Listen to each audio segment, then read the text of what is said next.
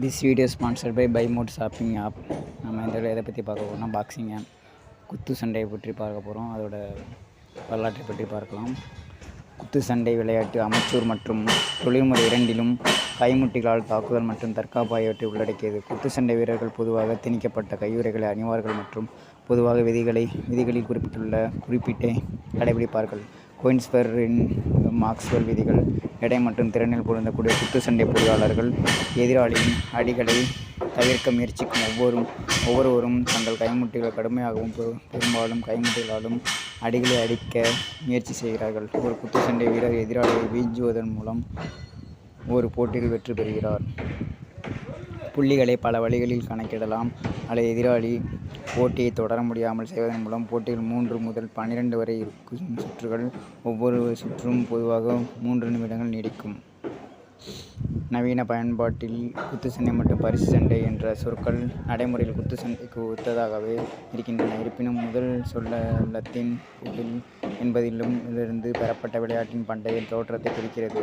ஒரு குத்துச்சண்டை வீரர் லத்தீன் பக்னஸ் முஸ்டி உடன் தொடர்புடையது மற்றும் கிரேக்க ஃபைக்ஸ் என்பதிலிருந்து பெறப்பட்டது. பிணைக்கப்பட்ட முஷ்டியுடன் பரிசு சண்டை என்ற சொல் பண ஆதாயத்திற்காக விளையாட்டை பின்தொடர்வதை வலியுறுத்துகிறது. இது 17ஆம் நூற்றாண்டில் இங்கிலாந்தில் தொடங்கியது. வரலாறு ஆரம்ப ஆண்டுகளில் குத்து சண்டை முதலில் ஒரு முறையான விளையாட்டாக தோன்றியது. 23வது ஒலிம்பியாட் கிமு 688 ஒலிம்பிக் நிகழ்வு. ஆனால் கைமுட்டி சண்டை போட்டிகள் நிச்சயமாக மனித குலத்தின் வரலாற்றுக்கு முந்தைய காலத்திலேயே தோன்றியிருக்க வேண்டும். குத்து சண்டைக்கான ஆரம்பகால காட்சி சான்றுகள் கிமு 3வது மில்லியனத்தின் சுமேரிய நிவாரண சிற்பங்களில் காணப்படுகின்றன. ஒரு நிவாரண சிற்பம் எகிப்திய தீப்ஸ் கிமு 1350 குத்து சண்டை வீரர்கள் மற்றும் பார்வையாளர்கள் இருவரையும் காட்டுகிறது. மத்திய கிழக்கு மற்றும் எகிப்திய சித்தரிப்புகளில் சில வெறும் கையுடன் கூடிய போட்டிகளாகும். அதிகபட்சமாக மணிக்கட்டை தாங்கும் ஒரு எளிய இசைக்குழுவுடன் பயன்பட்டதற்கான ஆரம்பகால சான்றுகள் குத்து சண்டையில் கையுறைகள் அல்லது கை உறைகள் என்பது மீனவான் கிரேட்டில் கிமு 1500 செதுக்கப்பட்ட ஒரு குவளை ஆகும். இது தலைக்கவசம் அணிந்த குத்து சண்டை வீரர்கள் முஷ்டியில் கட்டப்பட்ட கடினமான தகட்டை அணிந்திருப்பதை காட்டுகிறது. இந்த விளையாட்டிற்கான விதிகள் ஆரம்பகால சான்றுகள் இங்கிருந்து வருகின்றன.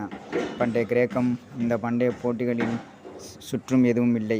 ஒருவர் விரலை உயர்த்தி தோல்வியை ஒப்புக்கொள்ளும் வரை அல்லது தொடர முடியாமல் போகும் வரை அவை தொடர்ந்தன. எதிராளியை 1 அல்லது 2 கைகளால் நெருங்கிய இடத்தில் பிடித்துக்கொள்வது கண்டிப்பாக தடை செய்யப்பட்டது. போட்டிகள் வெளியில் நடத்தப்பட்டன. இது சண்டைக்கு கடுமையான வெப்பம் மற்றும் பிரகாசமான சூரிய ஒளியின் சவாலை சேர்த்தது. போட்டியாளர்கள் அனைத்து சமூக வாய்ப்புகளையும் பிரதிநிதித்துவப்படுத்தினர்.